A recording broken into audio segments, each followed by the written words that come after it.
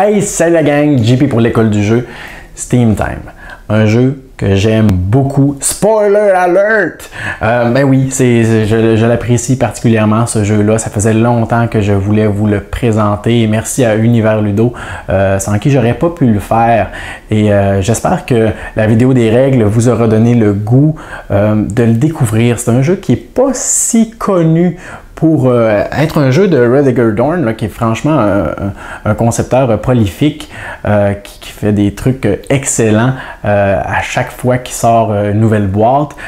C'est un jeu que vous devriez du moins essayer, à savoir si vous allez l'apprécier autant que moi.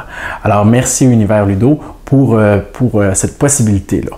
Ce que j'aime de ce jeu, premièrement, les plateaux individuels. Mais c'est à double tranchant. Premièrement, ben, ils sont gros, OK? C'est le fun, c'est gros, on a beaucoup de petits trucs à faire, on met des améliorations à la droite ici, on place nos cartes, tout un emplacement, c'est super. Mais ça prend de la place, si on joue à 4 joueurs, vous avez déjà vu la grosseur du plateau central, il est beau être modulable, peu importe le nombre de joueurs autour de la table, il y a toujours le même nombre d'emplacements comme ça qui vont se retrouver au centre de la table. Alors déjà ça prend de la place. On ajoute à ça 4 plateaux de cette grosseur-là autour de la table, c'est très très gros.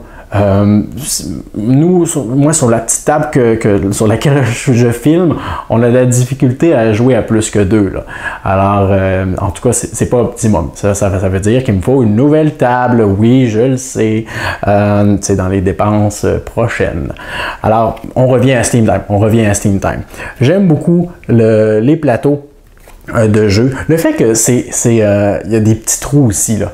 C'est particulièrement intéressant de pouvoir placer là, nos petits gemmes, nos cristaux dans les emplacements sans avoir peur d'achoumer puis que là, on est perdu. En fait, ça ne changerait rien parce que plus j'y pense, parce que le nombre de cristaux de couleurs vont tout simplement dans les cristaux de couleurs vont dans les emplacements de couleurs correspondantes, c'est logique, mais peut-être que pour les cristaux transparents, bon, ça serait problématique, mais juste de ne pas avoir besoin de se casser la tête et de dire oh non, il faut que je fasse attention, déjà que ça prend beaucoup de place, on n'a pas beaucoup de place pour bouger, ça reste là, je peux bouger comme ça sans problème, je peux le pencher, ça reste en place, c'est merveilleux, c'est un beau petit plus d'avoir pensé à ça, merveilleux.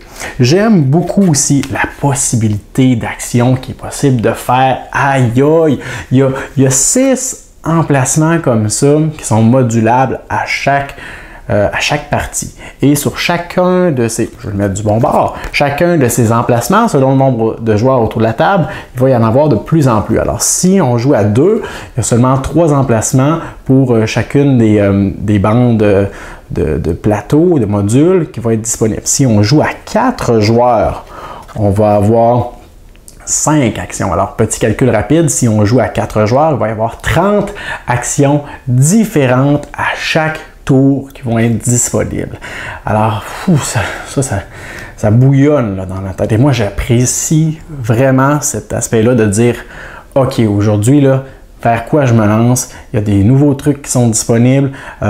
L'ordre dans lequel ils apparaissent va influencer également. Vous avez vu qu'il y avait des emplacements qui donnaient jusqu'à 7 pièces d'or. Ça, c'est très intéressant d'avoir ça au début de la partie. Mais si cet emplacement-là est au haut de l'espace-temps, des différents modules individuels qui sont là, ben, ça veut dire que je ne pourrais pas jouer en premier là, parce que mes 2 autres dirigeables, je ne pourrais pas les jouer. Et là, ça va être une espèce de course à savoir qui va s'y rendre le premier si c'est une action qui est hautement convoitée. Alors, cet aspect-là de dire, waouh, il y a beaucoup de possibilités différentes à chaque partie, ça, j'aime ça beaucoup, beaucoup, beaucoup, je vais le dire. Par contre, après quelques parties, on découvre parfois les côtés négatifs d'un jeu. Ce jeu-là, bien qu'il y a un éventail de possibilités incroyables à chaque partie, a une rejouabilité qui est peut-être un peu limitée parce que certaines actions ou certains focus sont clairement meilleurs que d'autres.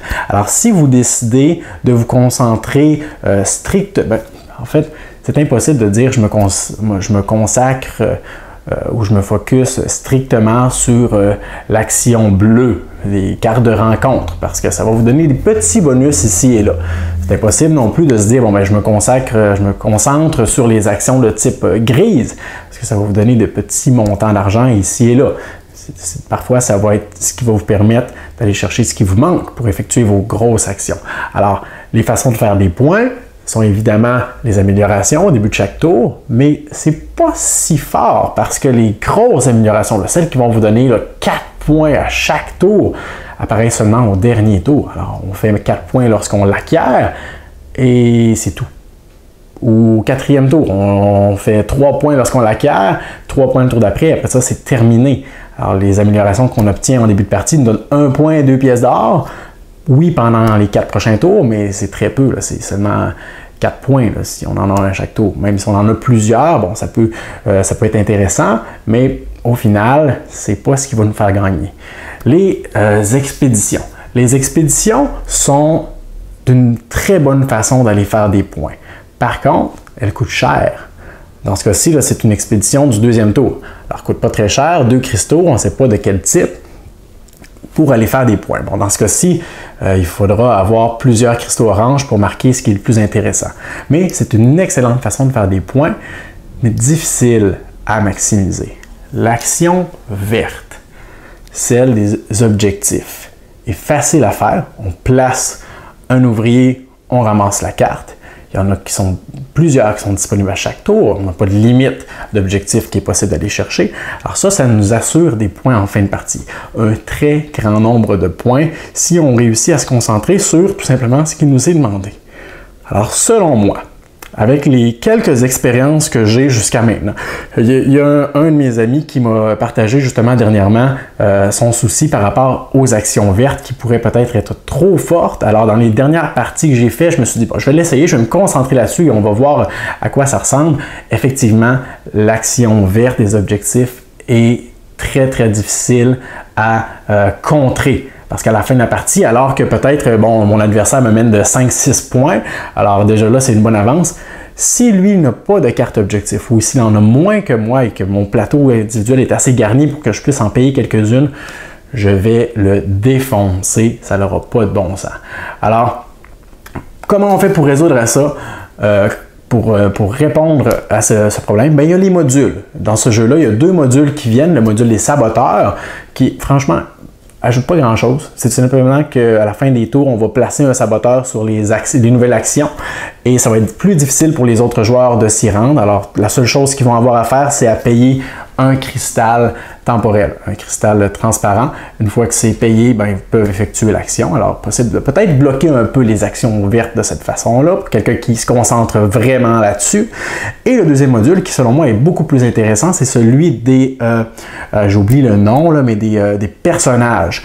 Pas vraiment des personnages, là, ben, c'est des rôles. Alors, j'ai oublié que je voulais vous parler de ça. Je vais chercher les cartes. Alors, chaque joueur a un paquet de cartes au début de la partie, 9 cartes différentes. Alors, c'est des métiers, là, on a l'ingénieur, l'aventurier, le commandant, le diplomate, le banquier, etc., etc. Et chacune de ces cartes va avoir un pouvoir spécifique. Au début de la partie, on commence avec 2 cartes et à la fin de chaque tour, on repioche pour en avoir 2 en main.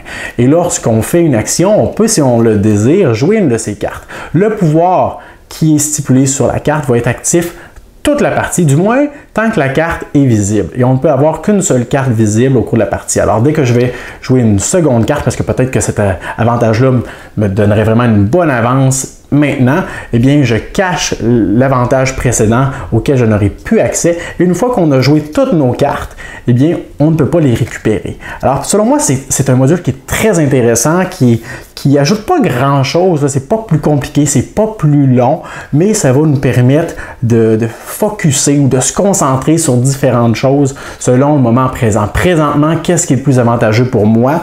Qu'est-ce que les cartes que j'ai en main me permettent d'effectuer qui vont m'aider à arriver à mon but. Alors voilà ce que j'avais à dire sur Steam Time, un jeu qui, bien que sa durée de vie peut être un peu limitée, si vous visez pas faire 15 parties en 2 mois, ben, c'est un jeu que vous allez vouloir rejouer et que peut-être, bon, il y a l'aspect des actions vertes, là, Je vais continuer à tester là-dessus, à savoir si c'est vraiment si fort que ça, s'il y a moyen de contrebalancer ça un peu.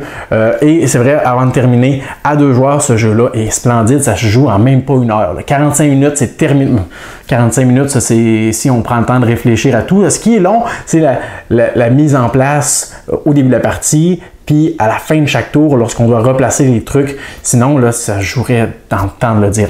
À 3 joueurs, 4 joueurs, ça peut jouer en 1 heure assez facilement. Alors voilà ce que j'avais à dire pour Steam Time. J'espère avoir pu répondre à vos questionnements là-dessus. N'hésitez pas à vous abonner à notre chaîne. Il y a d'autres vidéos très intéressantes qui s'en viennent prochainement.